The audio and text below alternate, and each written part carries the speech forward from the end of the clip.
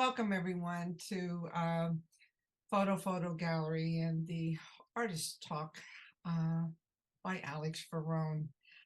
Some of this I know many of you are already very familiar with, but I want to go over it again. Photo Gallery is a photographer's collective, and it's dedicated to the artistic development of photographers, both its members and the greater photographic community. The gallery sponsors an extensive calendar of exhibitions, workshops, salons, competitions, and special events. Photo Gallery, formed in 2003 by some of you who are here, is a 501c3 nonprofit, and currently we are in our 20th year as the oldest fine art photography gallery on Long Island. So I'm very excited about that. We currently offer membership at 3 different levels. We have a full-time membership, a portfolio membership, and we also have reenacted something that was also started earlier, the remote or e-membership, because we do have interested people who live in other states. And of course, you can find out more information about those memberships on our website. Our reception on this past Saturday, September 30th, for our Photo Gallery Artist Members Exhibition and the solo exhibition by special guest artist Alex Ferrone were fabulous. The next day, visitors and fellow photographers returned for a full day of Meet the Artists at the Huntington Village Art Walk. It was a pretty dynamite way to celebrate 20 years of our being in existence.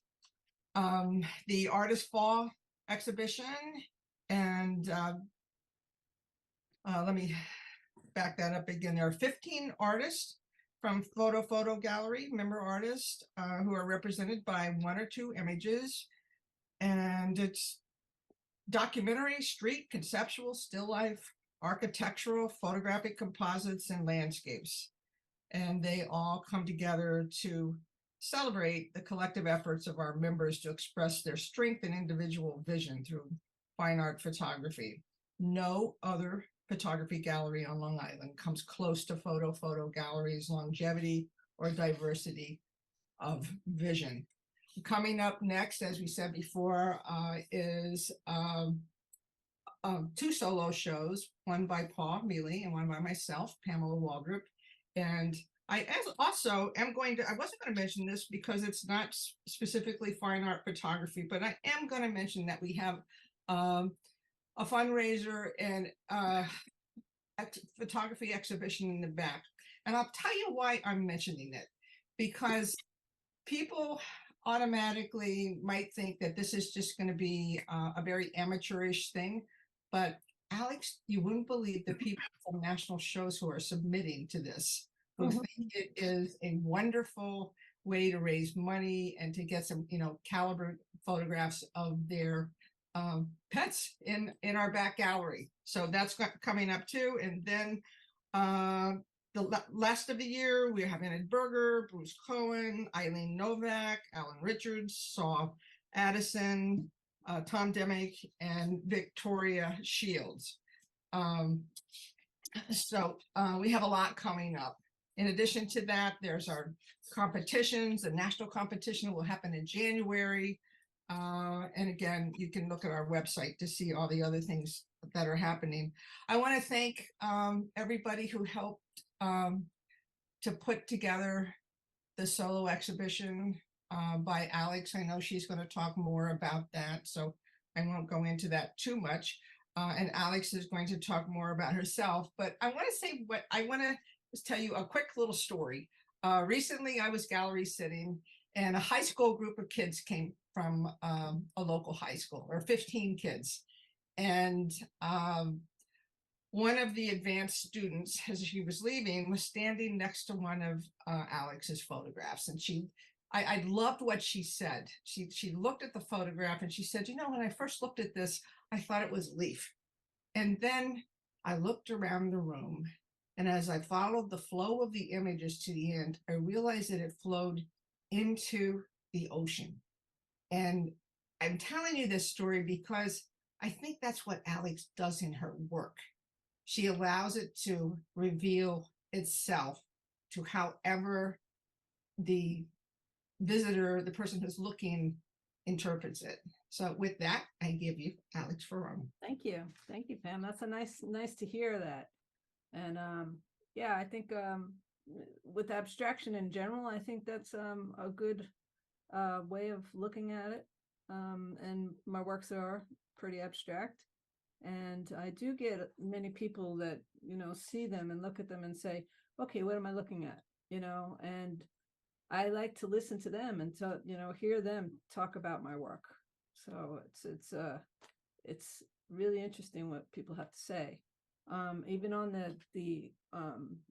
the Huntington Art Walk, that day people were looking at some works and they were telling me things that they saw that I didn't see in my work. So that was really great. And I love that about that. People have different ways of looking at things. So it's nice. We had 150 people come through to see our works in the back and Alex's show. It was terrific. Good. Okay, so I'm going to share my screen and we'll get underway here and just make sure that you can see that, everybody. Can everybody see and hear me okay? Or see, I'm sorry, Yes. see the screen? Yes. See, okay. I can.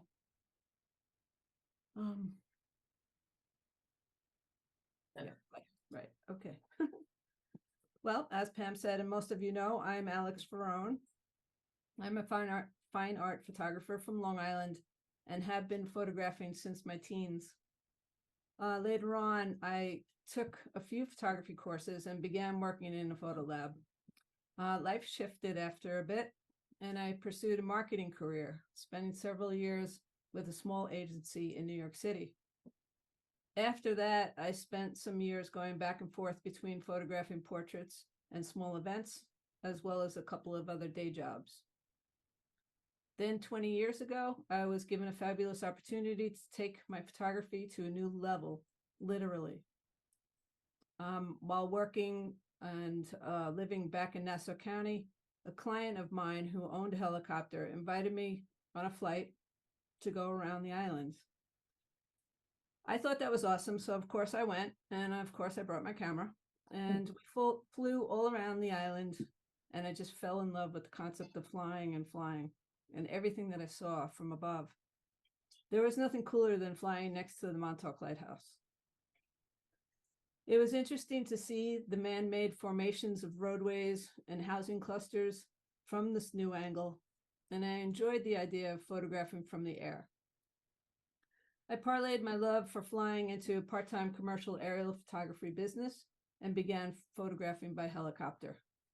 In the next few years, my marketing background helped me develop my new aerial photography business with a client base that stretched from the North Shore through the North Fork and the Hamptons. I was photographing beautiful estates for real estate agencies, new sites for builders, the vineyards, hotels, and resorts. Occasionally, I also produced some home portraits from the sky. One of my favorite jobs was photographing the well-known Montauk Resort, Gurney's Inn, for their 80th anniversary. We flew about 50 feet over the water to get this photograph, which was produced 4 foot by 8 foot and displayed in Gurney's lobby for years. I thought I had the coolest job ever, aside from my pilots. However, it wasn't the fabricated structures that occupied my eye on a flight. As much as I love photographing commercially, it has always been the earth that stunned my senses while flying, and my creative sight began to shift. Each time I met with clients on the east end of the island to scout properties for assignments, I fell in love with the area more. I would dread my ride back home through traffic back to Nassau County and began making plans to move as soon as financially possible. And that's no offense to anybody who lives in Nassau County. I was just ready for a change. So in 2008, I packed up my life and moved out east, specifically to the bucolic North Fork, and began a new life within a thriving art community in an area with much open space. After moving to the North Fork, I began to see differently from the sky, and my work evolved. This is titled Genesis. It's one of my favorite pieces. And that time period truly was a genesis for me. Photographing commercially around the East End also allowed me to create for myself. Since I have always had an abstract eye, the next step for me was to abstract from the air. Pulling images from massive areas of land and water formed my ongoing fine art series, Aerial Observations. In 2012, I began exhibiting my aerial observations and produced my first show in a beautiful barn space that belonged to an historic inn on the North Fork. From there, I have been pursuing group and solo exhibition opportunities ever since. I received my first museum invitation to exhibit at the Heckscher Museum of Art in 2017. In 2018, my aerial photograph of Andy Warhol's old Montauk estate was commissioned for a museum exhibition on Warhol and shown alongside his art and works by noted photographers, including Philippe Halsman, Dennis Hopper, Christopher Makos, and Billy Name, among others. At that time, my work had also garnered international recognition and was awarded from 3 global jury competitions. I attended one of the exhibitions that included the new Foto Nostrum Gallery debut in Barcelona, Spain, prior to the pandemic. 2020 was an insane year for everyone. 3 of my works were invited for the exhibition Blue Period at Nassau County Museum of Art. It was so exciting for me. However, on the day of the exhibition's opening reception, Friday, March 13th, New York State shut everybody down. So that was a big bummer. That year, I also had work exhibited inside the Oculus at the World Trade Center in New York. Yeah. Needless to say, visitor traffic going through that major transportation hub was pretty much non-existent. Wow. This is a place that has, thousands of people a day, and there was nobody. So it was a very sad situation. In addition to that, an awarded opportunity to have my works exhibited in Spain for the second time was shut down as well. Gratefully, we remained healthy. More recently, I was invited to a 3-person exhibition at the Museum of Contemporary Art on Long Island in Patchogue. I am very pleased to have had my work featured in reputable national and international publications over the years, including Wine Spectator, The Wall Street Journal, and Vanity Fair, among others, as well as in various regional real estate magazines. I'm also proud to have had a scholarly essay written about my work by Dr. Charles A. Riley II. On a separate note, after a few years of being on the East End, I realized that the representation of photographic art was not well presented across the region. So, to give voice to photographic artists, I established a fine art photography gallery with my partner, Richard Abatelli, and we are now closing in on our 11th year in the community. The gallery runs the gamut of varying artistic styles and photographic techniques exhibited, and we now represent additional mediums, including paintings, sculpture, and mixed media works. The gallery has hosted national and international juried exhibitions that have had prestigious jurors, including museum curators and directors, art critics, gallerists, and art historians.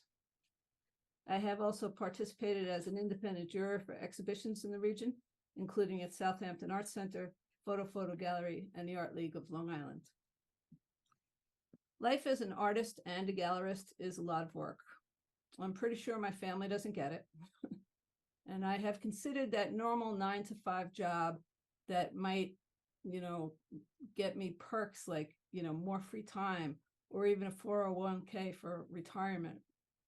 I compare my day now that sometimes begins at 7 in the morning and quitting time not until 9, 10, or 11 at night. Every day presents a new challenge for me, creatively, administratively, technologically, for sure. And I am so grateful for it all.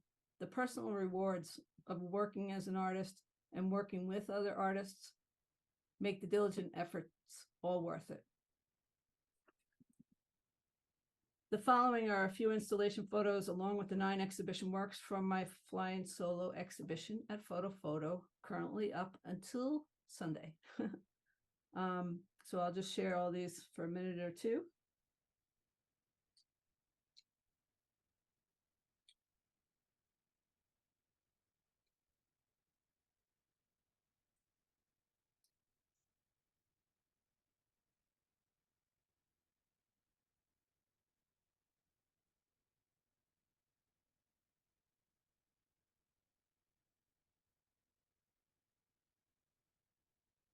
So in closing, please visit this exhibition if you can. We'd love to see your name in our book there for sure. And this coming Sunday, as I said, is the last day. I think it ends at 6 o'clock. I extend big thanks and appreciation to Fotofoto for this wonderful exhibition opportunity. And I thank you all for attending the talk tonight and for supporting art. And if you have any questions, please shout. I have, as always, have a couple of questions. Okay. Alex, could you go back to one of your favorite aerial shots for this question? The Genesis? Whatever is your favorite Oh. shot, Oh, that's you know, one of them, okay. something that is one of your favorite shots. Tough question. All right, we'll start with this one. Okay, all right. So I have a lot of favorites. when as you should, as I do. One of the most frequent questions that people ask when they enter photo gallery is, was it shot with a drone? And you and I have talked about this too. And my question is, It's not the same. what are your thoughts about that? And yes or no, and why or why not? Would you even consider the possibilities? Well, I wasn't flying with a drone. I was flying old school by helicopter and or photographing by helicopter. And I just fell into that because drones were not available to the public at the time. They were used for military purposes, but they weren't commercially available. Alex, don't you think that's like a totally different experience? Yes. You're yes, in the I do. plane. Yeah. I do, because when I'm in the helicopter, it's just from my eye to the subject, and that's it. So from a drone, it's my eye to the computer, to the drone, to the subject. Yeah, there has to be some kind of detachment. There's a huge detachment. However, since I'm no longer flying, I am considering getting one because I miss photographing things that are a little different.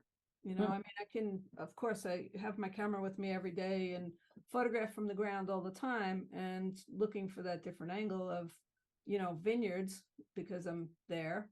Looking for the different angle of any architecture that's out by us, you know, looking for that different angle and, you know, successfully doing it, but not all the time. But I miss this. I miss the earth from above. What So- is this, Alex? Hmm? What is this picture of?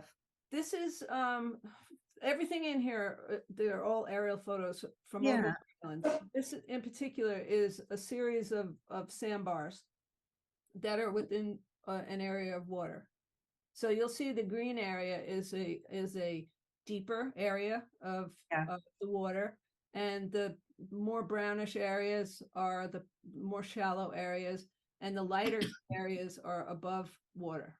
Wow, it looks so under the sea. Yeah. Right? Yeah.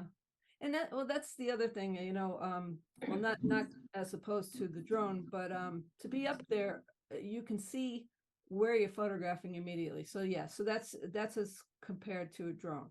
You're up there, you can see what you're looking at. You can see below the water surface as well as, you know, on top of the water surface. You could try hang gliding. I could try that, and I would love that. I'm not sure that we have any, you know, bluffs that have a longer landing here on Long Island, maybe on the North Shore somewhere to do On that. the South Shore, maybe. Mm. I'm wondering if, you know, we all spend so much time on our screens anymore, and I'm wondering how that has it shaped our perception and our experience of space. I'm sure it has, and it's a very sad situation because Yeah. you know, you can just scroll until the cows come home, and you can't really relate to anything personal. Right. personally. And the space where you live, I spent the weekend in Orient, is just amazing. I never really lived there for any, you're very lucky. You spent the whole weekend there? I did, yeah. Yeah, it's beautiful out Or there. in Orient. Very different. Yeah. Alex, can you share anything about either your editing process or maybe your choice of substrate that would effectively illustrate what you want to convey to the viewer? Sure. The majority of my works are only use basic editing, and that's adding a little bit of contrast, adding a touch of vibrance. If that's, when I fly, there's generally a haze component up there, so I need to work with a little bit of contrast.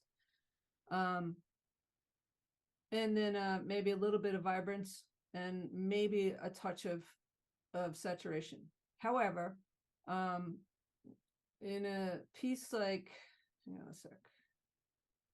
Oh no, it's in the exhibition. All of the works in the exhibition are 7 out of 10 of them are printed on metal. They're dye sublimation prints, and the ink is transferred into the aluminum by a high heat process. But there are some that I've added a little bit more contrast to, like this one. And I'm sorry, this is a low resolution image.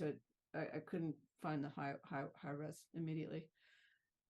In this piece, I was working with a little contrast, and I made a mistake of pushing the contrast up too high. And when I did that, the lighter area that you see in the middle left, the lighter area went much lighter and got to this point. And I thought it was an interesting situation, so I played a little bit more and pushed the contrast in certain areas. And this has more post-processing than normally for me. This one and this one also, I pushed the contrast up a little bit higher, so that the more shallow areas, which are the lighter areas, became lighter, and the deeper areas of the water became darker. So the lower portion is much darker. And it also shifted the color, which I actually liked, so I kept it. So these are, the artistic, things that you can do. What do you call that? Artistic license. So The last piece that you had up is the largest piece in the exhibition, correct? yes, this one is. What, 50 something. not the approximate size of that. It has quite a presence when you walk in. I'm going to say 55 inches because I don't remember offhand. In width. So you were saying at your show that your brother printed one of your images on wallpaper size? Yes, he actually took one of my images and had a really cool wallpaper company produce it for their spa room, and it's really beautiful. Yeah, it's from floor to ceiling, and it's gorgeous. Is it graininess wasn't a problem? No, Wow. graininess wasn't an issue. Wow. So I mean, this is going on a wall. It's not something you're gonna really get up too close to look at. So it's an overall design, but it worked really beautifully, and I would love to approach a company to do that a little bit more. I have another question too. But before I ask it, is there anybody else who has a question for Alex? Comment? Please jump in. Well, I'm going to jump in. Okay. We've talked a lot. I always see macrocosm, microcosm in your work, Alex, because of the way that I look at the world and the way that I observe my own subjects. And I just wanted to say that that's something that literally thrills me sometimes when I see that in another artist's work, and I go, huh, I bet they get it. I really, really enjoy that. You have the vision of that, and we've spoken about it. So I know that that's true. Yeah, I really enjoy that. Yeah, and thank you very much for that. Oftentimes people say, you know, what is that at the shore? You know, at the where are your feet? You know, I said, well, Well, or is that a hanging leaf? out of the helicopter. um, yeah, this can easily be as close up as the shoreline that you see when you're looking down at the water. Um, or it could be so far away that you know, you're up above it. Well, I mean, there's I some, like that you concept. can- yeah, you can understand that there are forces at work. You can't see them when you're standing there looking down, but when you're in the air and you're photographing, there are forces at work on our island and on our natural seashore that other people don't see. And Yes. Yes, I think there's it's really important. thanks. Yeah, I agree. There's incredible the movement of the water and the erosion that occurs or the patterns that occur from the water is that constantly shifts and changes every single second and every day. When I was photographing, there was let's see, this place. Hold on. This place, the algal blooms, which are, you know, Mm. not good for the environment, they're incredible for abstraction. So, Huh. you know, it's interesting, you know, as much as I say, oh, that's so beautiful, you know, I can't really say that out loud because then you have the environmentalists saying, no, no, no, no, that's not good.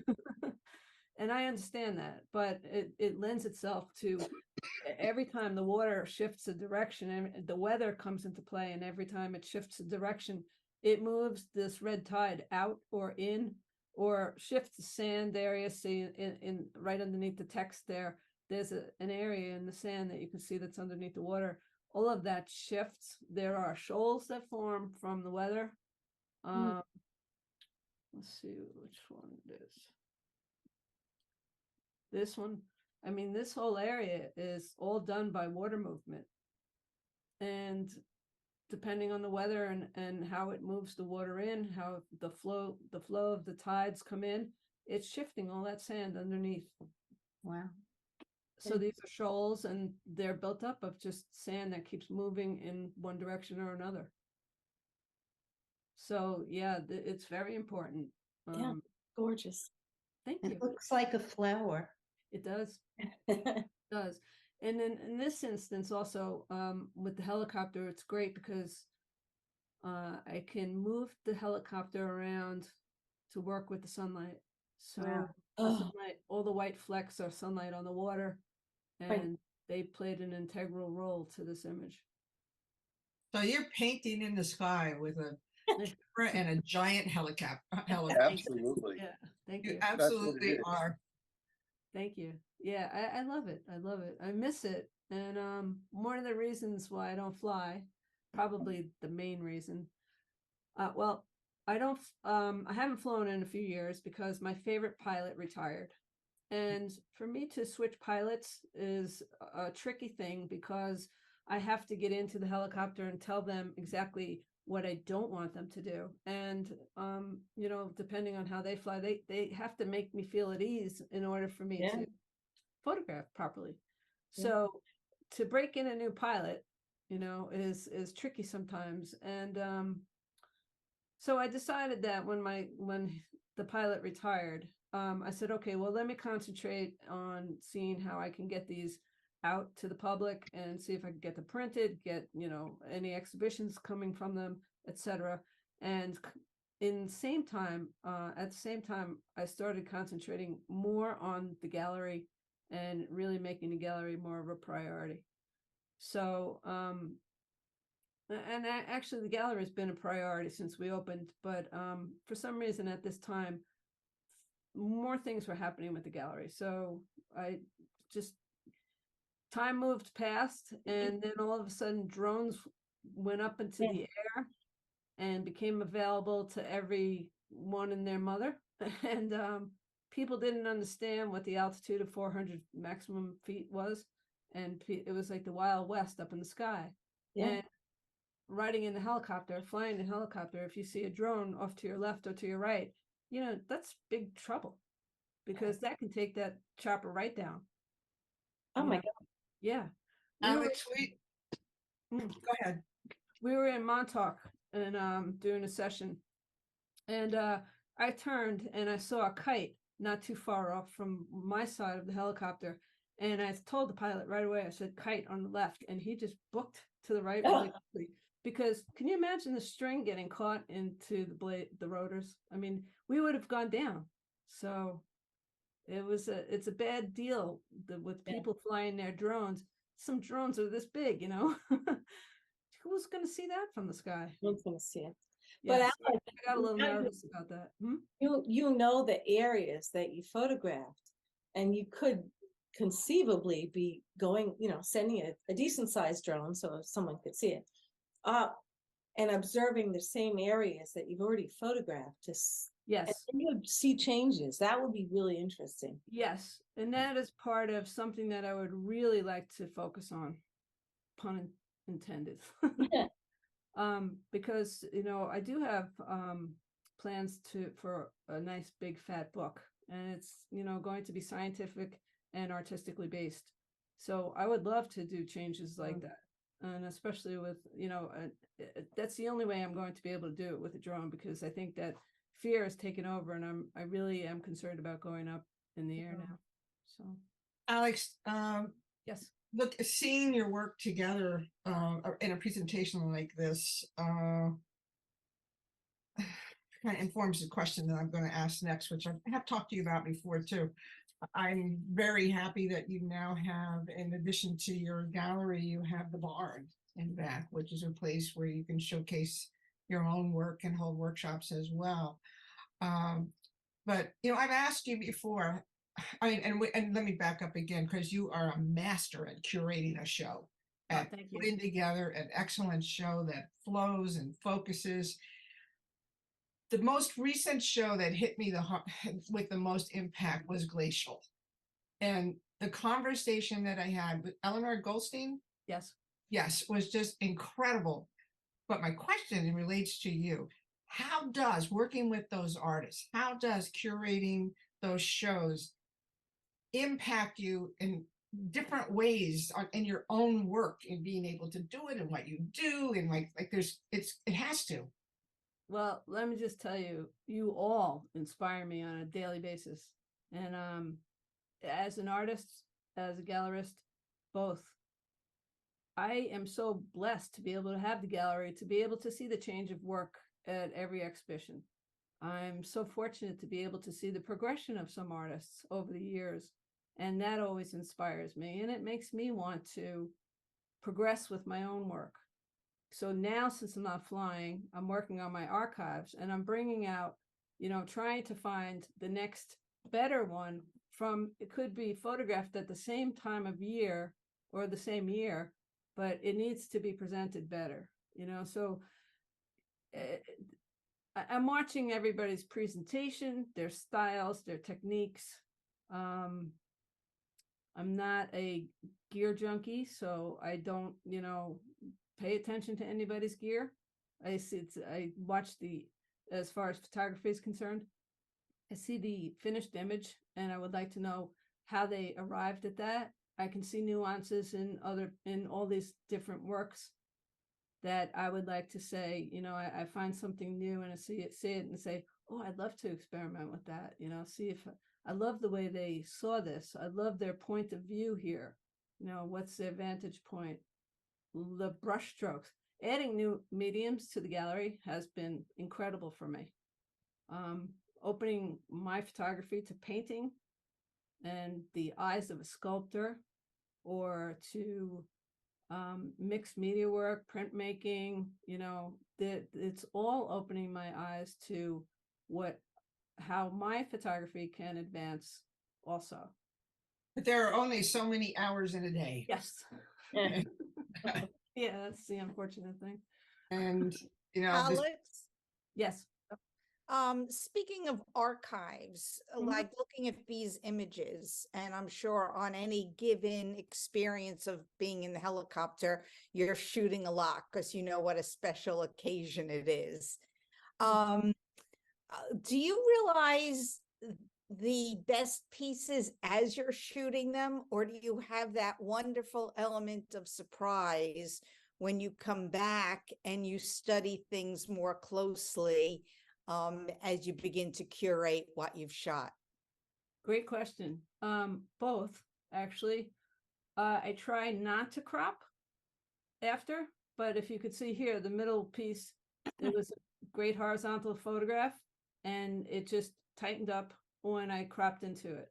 After, I'm trying desperately just to crop in camera because the helicopter is ridiculously expensive to rent.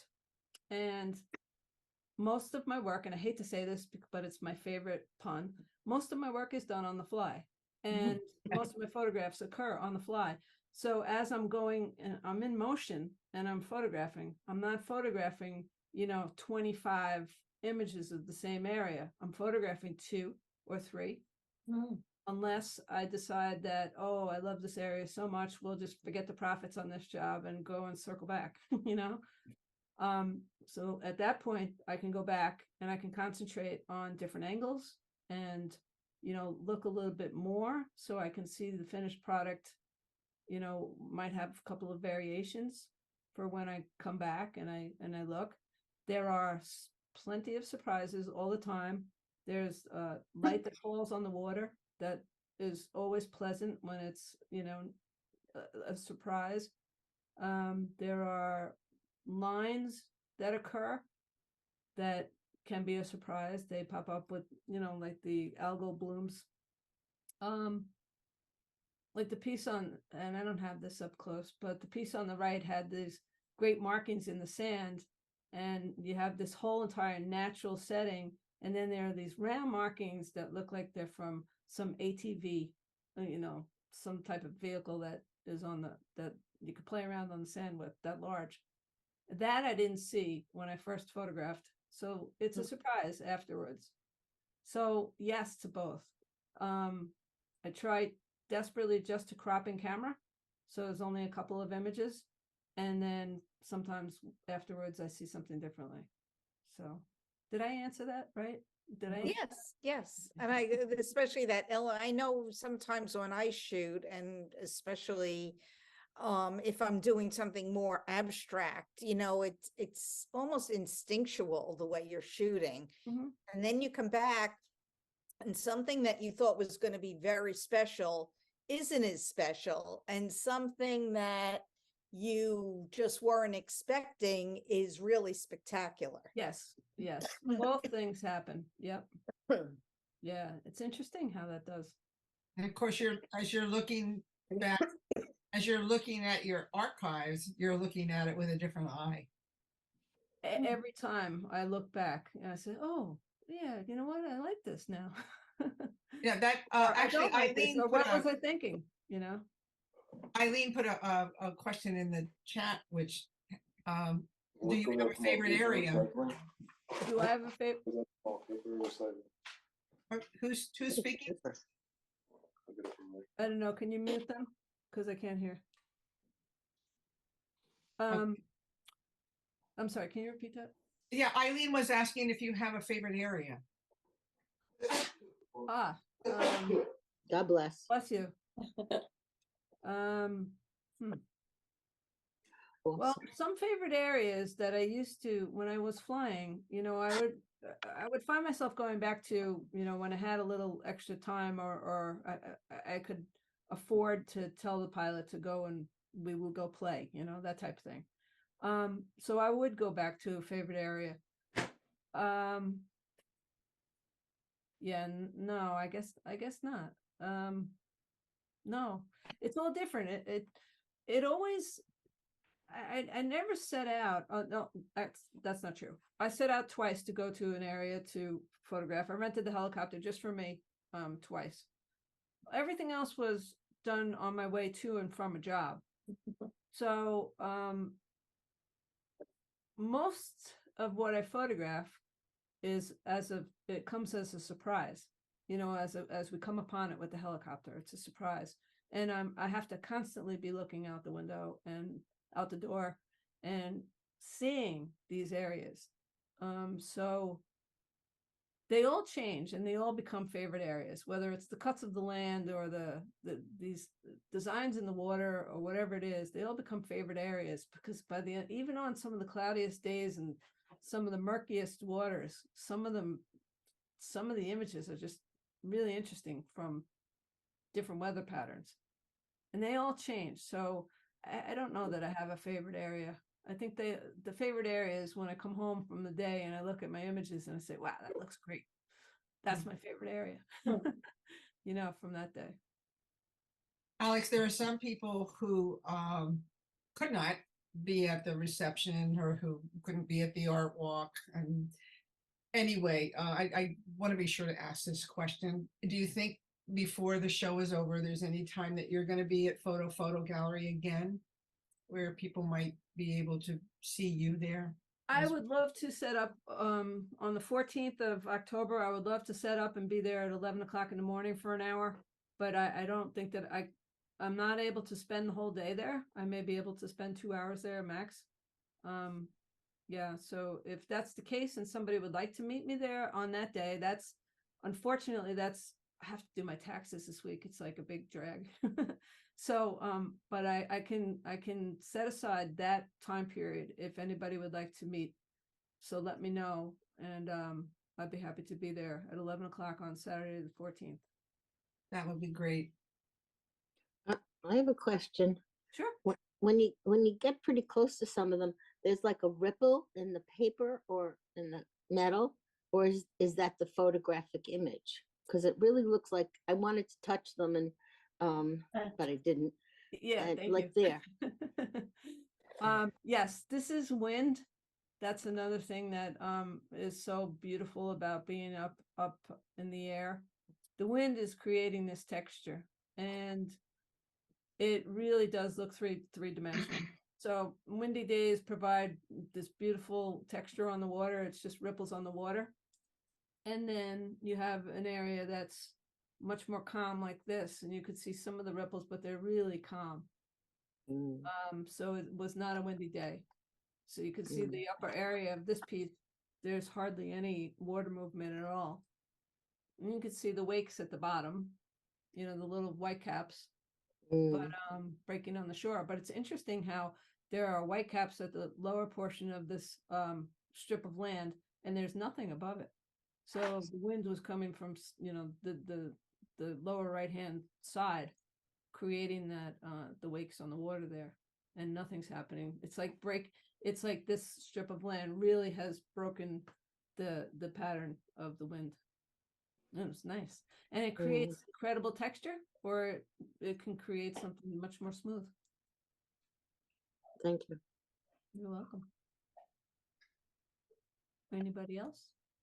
I have a question. Sure. Alex, the series is all beautiful abstracts, not showing humanity at all. Did you ever include some, a little bit of humanity in any of your areas that you would show? Yes, I have. I have a few beach photographs that, see all these little ants down there. Mm-hmm. I have a couple of wonderful photographs that have a singular kayaker or a pair of paddle boarders. I have, what else? People in, one person in a boat, one person, another singular person in kayaks. I like the more minimalistic situation.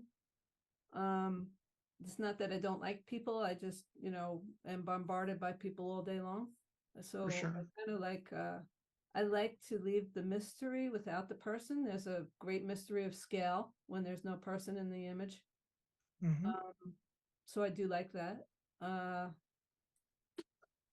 do have a few with people in them, and they're really nice, and I enjoy them. I have a group of surfers in one, which I can see from up there, which is always fun. They all wave as you're flying by in a helicopter, which is nice. And some paddleboard, the stand-up paddleboarders, and like here on the very, I try not to include that representational element either. not just the people, but the representational element as well. But all the way on the right-hand side of this piece, there's like some duck blind or something. Sure, see it. And you could hardly see it. And I try not to, I have one piece that people really love, and it's just a small buoy in the middle of this blue and green field. And they love that concept because they feel that, oh my God, how small are we, Alex, can I tell you, when I see that happen in your work, like to me, it looks like a great big abstraction all about nature. And then all of a sudden there's like a tree or Right. a kayak or like evidence of, a tire track, blows my mind, because then I understand the scale that I'm looking at. Thanks. I always understand it until I see these funny little details. Yeah, thank you. Yeah. It's interesting, in this piece, there are all these markings at the lower portion of the lower left-hand side of the image. I had no idea what that was when I first showed this piece. And somebody said, oh, those are clam diggers. I was like, what? Yeah, they're putting they're in their little boat, and they're anchoring, and they're dragging their anchor, and they're dragging their, clam digging tools and all that other stuff. And I was like, oh, that's kind of interesting. Sure. To see that human mark in this field of nature. Mhm. It's kind of interesting. For sure. So, yeah, I don't concentrate on the people, but sometimes they're there in a minimalistic kind of way, and I do get them. Be interesting to see them. I'll And show new- them. Be happy to show them to you. I've printed some of them out, and they're part of my more representational series of aerials. Sure. It's been wonderful to see people's reactions when they walked into the gallery, to see so many of your pieces all at once. Often when I've been to your gallery, with particular shows, I've replied that it felt like a great big hug almost. Aw. And this has that same kind of feeling when you walk in. It's very warm, very inviting. And I do think people look at the show as a whole, as well as really take a lot of time to go around and examine them up close too. No, I'm glad. I'm glad. And Yeah. they're curious about the locations, about the technique, lots of questions. Yeah. Locations are something that I don't have a GPS in my camera, and never did. So in any of the cameras that I've worked with. So I think that my next camera, my next camera is going to probably be attached to a drone somehow. So I don't know where most of them are. There are a handful that I do, and I'm able to tell. But the majority are just from the bodies of waters all around the island. So, and Does as anyone- far as cropping again, this one on the left was cropped after. That one was cause for a lot of conversation recently in the gallery. I guess during the art walk, when the people who brought in all kinds of ideas about what it could represent. Yeah, that was fun. It was great. Yeah, listening to them. I love this piece. It's beautiful, sensual piece, and I that's what I saw, and I thought it was amazing that it was part of the land. Here's a human nature on this piece that is not a human person or element, but I saw this this whole human side of a person, of a woman, and I just thought it was beautiful. I'm looking at the chat. I don't see any other questions or comments right now, but is there anybody else who would like to add or ask anything? Yeah, Alex, you said your next big project you'd like to do is a book, Yes. and you said something about it being scientifically based, Yes, I would. photographic book, and I was wondering what you meant by that. Well, because we live on Long Island, and this is what I only know of Long Island, I'd like to do a book on the waters around Long Island, And I would love it.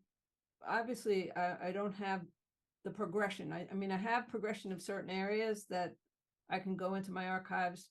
They're not that neat, my archives. So I would have to see years and I would say, okay, this was from this year, this was from that year, look at the differences. But I would like to work with organizations like Group for the East End or Cornell Cooperative Extension, their Marine Division. And I have a couple of people that I have in mind to ask also for some ecological information and some statements about the waters and what's in the waters on Long Island. And of course, I would like to pair that with my photography and some written word, some prose and some poetry as well. So it's a, it's going to be a really nice book if I could get to it. And I've, planned to apply for a grant for it because I think it's going to take some time and it's going to take some money to put it all together. So fingers crossed. Good luck. Thank you. Does it sound Alex? interesting? Would you buy it? Okay. Alex, do you sometimes write for Hummingbird? Yeah, I do. I enjoy poetry. I'm not very good at it, but I enjoy it. I enjoy prose. Yeah, I was the Hummingbird Post is a blog. It's a lifestyle blog that the person who runs it asked me to write about it, to contribute to it. So on occasion I will, write something short. And I haven't written for them in a couple of months though. And eventually, I just enjoy that concept of writing, but I don't write about my work. I have somebody who comes into the gallery from time to time wants to do, cards and story cards and didactics, is that it? And he wants to do that for the work. And I said, well, we don't really do that here because the work, and I hate to say this like this because it's so trite, but the work speaks for itself. And so when I write for the Hummingbird, it's not image related. It's experience related. I don't know that I could sit and write about my work, in any creative manner. I mean, I could write poetry to go aside, on the side with it, but I don't want it to be descriptive of the piece. Does that make sense? It does. I find the Hummingbird Post to be interesting though. For me, like, and I do read it and I read what you write and others, that it's really about experience of life. Yeah. It really is. And I'm not a storyteller as far as I'm not a documentary type of photographer. So I don't think I'm telling stories with my work. I don't know if that's something that I would ever get into because I don't know that I'm that aware of situations that in documentary style that I would, photograph or shy away from or be part of. So I think I'll leave that to the expert eye in storytelling visually. I don't think that's me. Does that make sense? It does. But I do think that you tell your own story in the way that you curate your work and let it unfold. Oh, thanks. Thanks. So, Alex, is there any questions that you have for any of us or anything else that you would Oh like? God, I have questions for everybody all the time. I really appreciate you all, signing on here and wanting to listen to me. I thought I was going to, have people snoring in the background there. So This has been really delightful, really insightful as well, and always inspiring. I like seeing where you came from. Love to hear more about where you're going. yeah, not sure about that. That's a good one, where I'm going. Other than the idea for the book, which is going to take a couple of years probably. Not sure what's next, but I actually next year I'm going to concentrate a little bit more on my personal work now that we have the barn. And that's interesting that you said that about the barn before. I didn't include any photographs of the barn. That is a big deal, opening that finally. So Jim and Sue, I don't think you've seen that yet, have you? You're muted.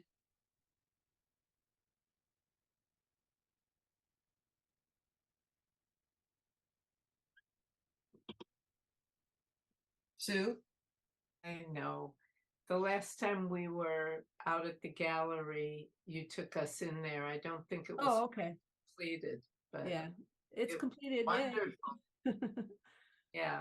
It was, So yeah, that was an important step for me as an artist, to have a space where I can pull my works out from the closet and show to anyone. Well, it's been great to have a solo exhibition by you in the front of our gallery. It Thank really- you so much. And shout out to Richard Gardner as well, who instigated this.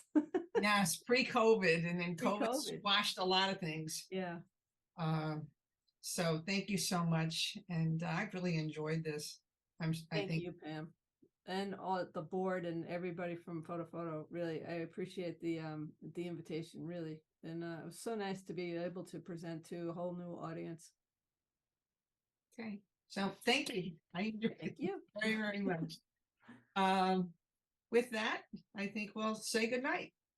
Okay. Okay. Good night, everybody. Hope to Bye, see you all everybody. soon. Good night. Thank you.